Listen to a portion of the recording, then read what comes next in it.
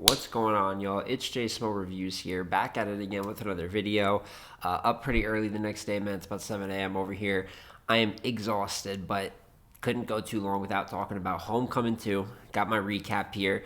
No top 5 ranking. You know what I'm saying? No battle main event straight up recap. Although the main event of this event probably will get its own bar for bar review. But just wanted to give you my overall thoughts of Homecoming, the good, the bad. Definitely an event that gladly had a high point at the end, but did not have many high points before that. So without further ado, let's start from the bottom of the card.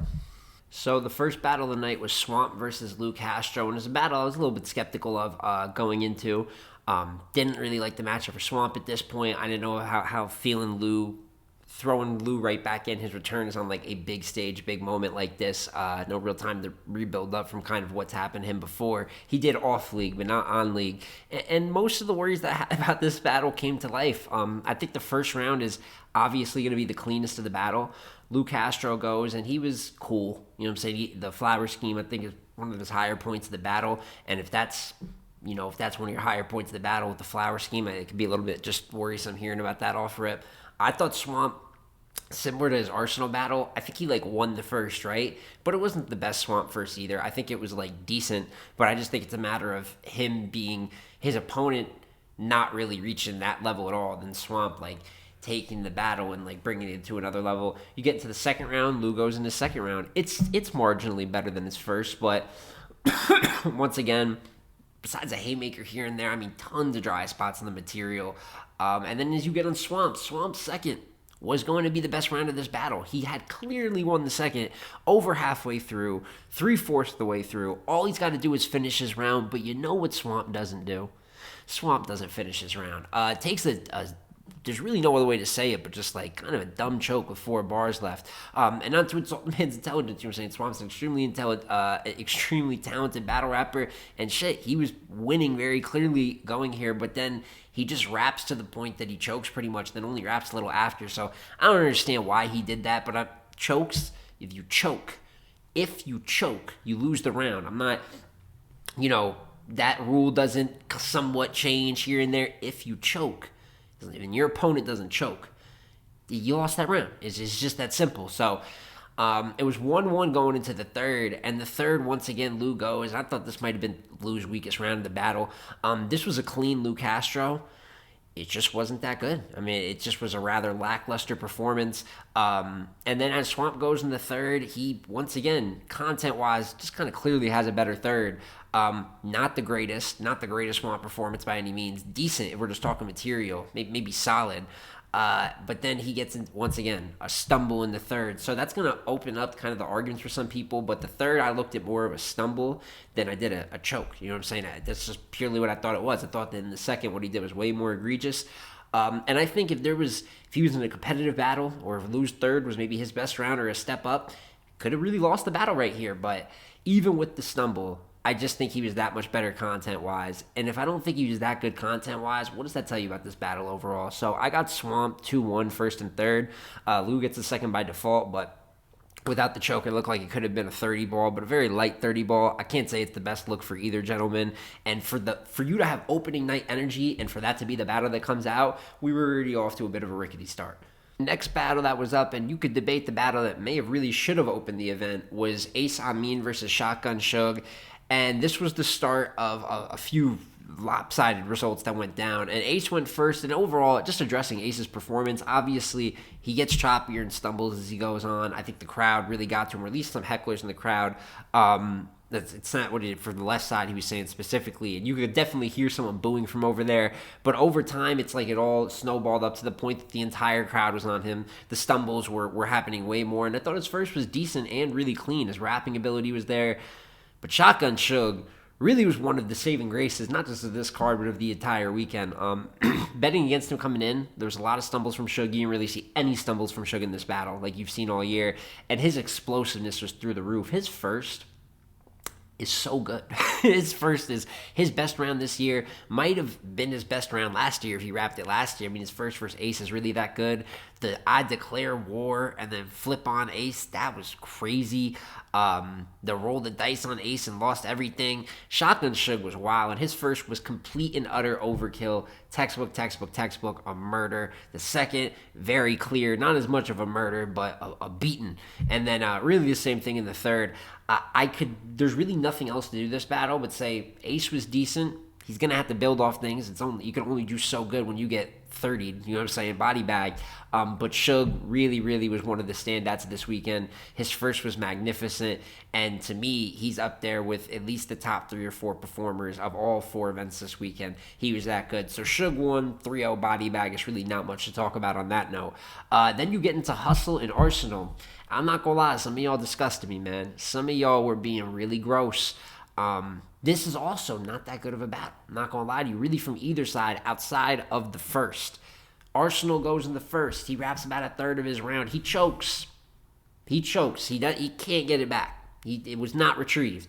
So then Hustle wrapped. And Hustle's first, similar to Shotgun Suge's first, was complete and utter overkill. Like, she rapped forever, but the content was really there. And I had this as an ugly battle going in, you know what I'm saying, in terms of, like, Hustle winning dominantly. And I thought through the first, that was obvious. I thought through the first, she smoked him. Arsenal goes in the second. I thought Arsenal hit a lot of good rhyme pockets. I think the content with what he was actually rapping, elite. The presentation, the delivery on point. In terms of a pure rapper, there's nothing I could like do to say bad about Arsenal necessarily. Especially in this second round.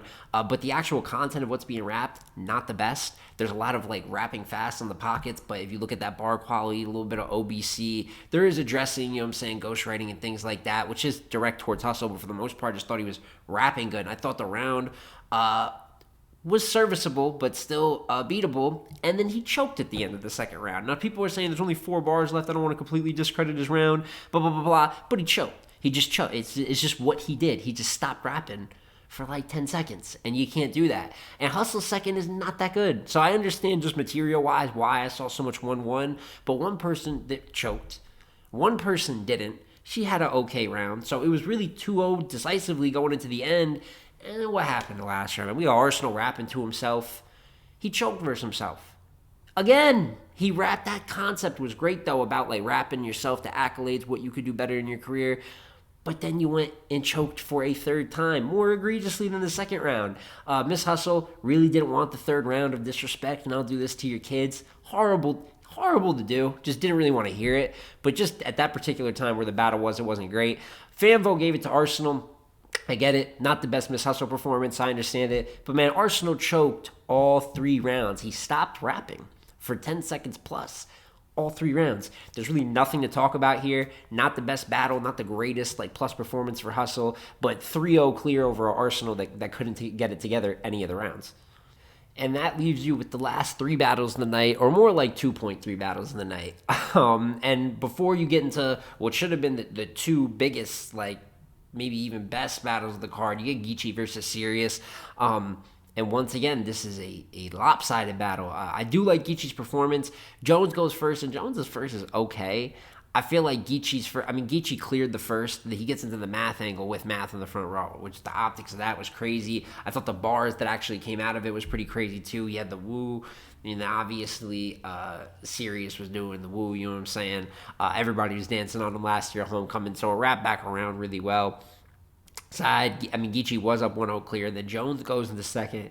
And I think Jones is fairly underrated. You know what I'm saying? Even though a lot of his footage can be not the best. He does win a lot of battles. He is a bit of a strategist. But man, oh man, this second from Sirius Jones is cringe classic. It's rough. It's rough. I can't even really get into the bars of it. Obviously, you see, I don't got the best bar for bar breakdown here, able to type it all out, especially when we got no VOD. Classic, so we just had no VOD for years for whatever fucking reason when we're on caffeine.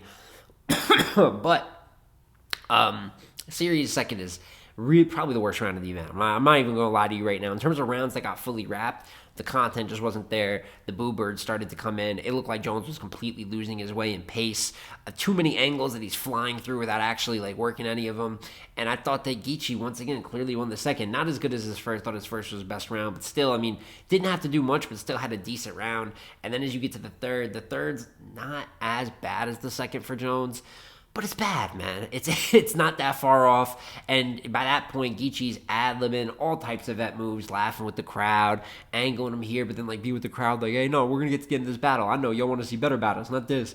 So my thing is with the third, Geechee didn't take it the most serious. It's kind of freestyled up. If you want to give it to Jones, if that makes your heart happy, give it to Jones. I don't really care. Geechee won this battle 2-1, 3-0, but the point, no matter how you call it, that needed to be proven, was proven for Geechee. Dominant win. I don't think Sirius is like cooked out here or anything like that, but I just think it's bold to take the guy's return battle and put him in front of like 700 to 1,000 people. I just think that was a recipe for disaster, and you kind of saw it play out that way. And then you get into the top two battles, or whatever is left of this battle, with Rex and Chess, and we all know. Rex wrapped an extremely average first round. That is what it was. It wasn't a good first. Chess about halfway, maybe a third into his first and won. He was just rapping way better. Didn't look like there was any throwing up or anything like that. If that happens, usually happens in the first. Not saying that it couldn't happen, but it was obviously going to be a disgusting 1-0 so far from what we saw. And then, we get Rex talking through Chess's rounds. And this is my complete breakdown. I'm not going to do some whole big talk because I think it's very simple what happened. I think that Rex knew he could get on Chess's nerves a bit. Like, Chess is a bit of a hothead. We know that Chess, you know what I'm saying, the way that he gets down. At times, is what's great and adds energy to his battles. At times, this is what happens here, is that Rex is able to just kind of fuck with him until, like, he kind of snaps. You know what I'm saying? Like, clearly talking through his rounds, poking at him, a little comment here and there. Chess is talking back, taking it over the top serious. And then it gets to the point that then the entourage, that's really when it ends. The second that the entourage really does anything that calls a response from the other entourage, now we're talking about like 40 grown men, 20 on each side, that somehow you got to corral in and control. Water bottle gets thrown, here an aquatic jet comes flying from here, you know what I'm saying? So silliness. Battle pretty much got ended. Thankfully, the main event, which we're about to talk about, was able to go on afterwards, but they threw the lights on. It was rough, man. It was basically a one-rounder. I'm sure that they'll probably have to spin back because they paid these guys money and they've written rounds and there's material there. But Chess was up 1-0. This almost fucked up the whole event. It really wasn't worth all that. It was really a corny situation. It was stupid. They were fighting over nothing. If you really think about it, they didn't fight over a fucking thing. So, silly situation, but I'm sure that we'll have to spin the block and talk about this battle some few months from now or some shit like that. And as for the main event of the night, obviously, Murda Mook versus New Jersey Twerk. So the lights are going on in and on the venue. We don't know if the event's going to go on. They come to commentary. Calico starts performing music on commentary, man. I mean, anything was happening. So when we finally get to the battle, I'm happy to say that it was battle of the night. Battle of the weekend, and honestly a better battle than I think most people could have thought about it being. Mook goes in the first. I'd say the first is Mook's weakest round.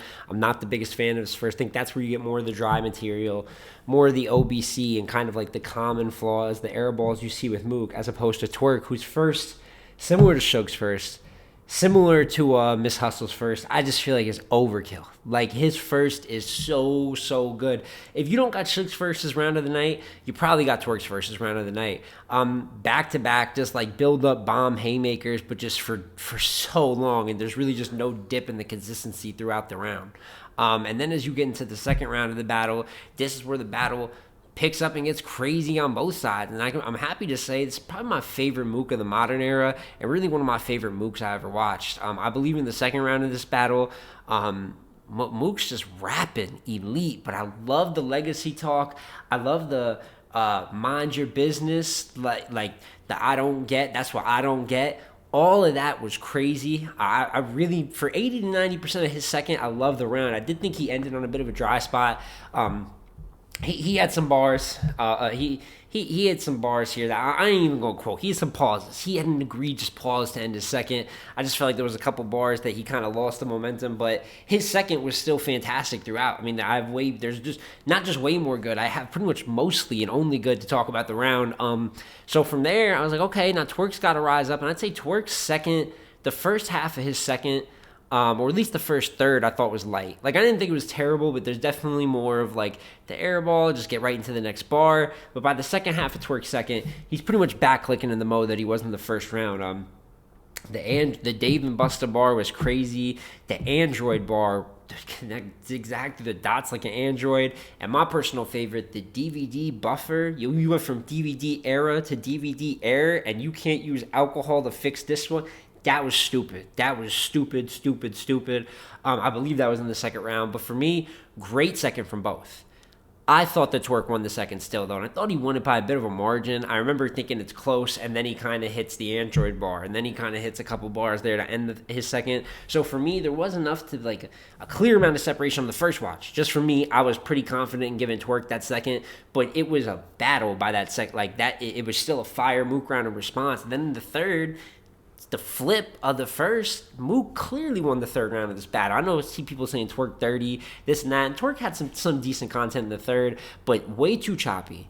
And when he pulled out Briz, yeah, it's a moment, and it's cool. Like, I don't know, like, there's no problem with it, but I thought Mook, although very in very Harlem fashion, just talked to his round, went crazy and everything, but he's hilarious. So we bringing out the victims now. Like, I don't look at bringing Briz out like making Mook look crazy, you know what I'm saying? For the moment, for sure, it's dope, but you could tell he was stumbling. It almost felt like to avoid maybe a choke or some turbulence, he went and right to the strap in there. But Mook's third is really not that much worse than his second, maybe marginally, but it's great. Like, it's still a great round.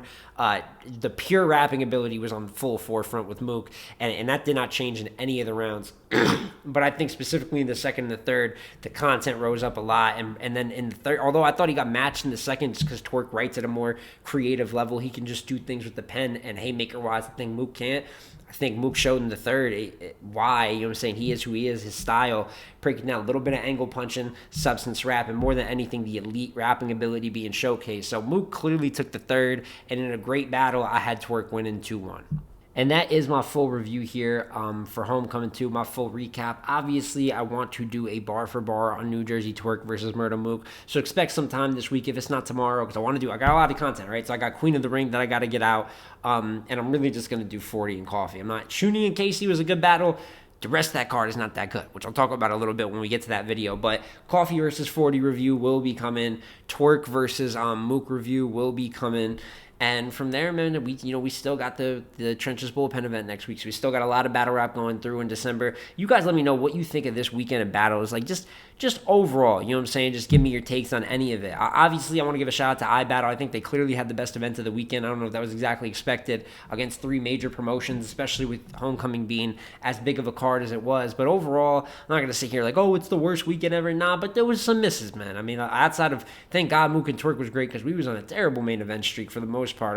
Optima Award was actually good, but 40 and Coffee's got its flaws, but for sure. Did not like Jazz and Big K, as you know, if you've seen my review on that battles. And then don't even get me started with some of the undercards. And as for the heroes of the weekend, as you could say, like I said, Casey and Shuni was pretty good. If we're talking individual performances, E-Heart, Shotgun Suge, Geechee Gotti, there is people that definitely put on. And then obviously Twerk and Mook, most important battle ends up being great. And they fucking announced Lux versus Nitty first quarter at some point in 2024.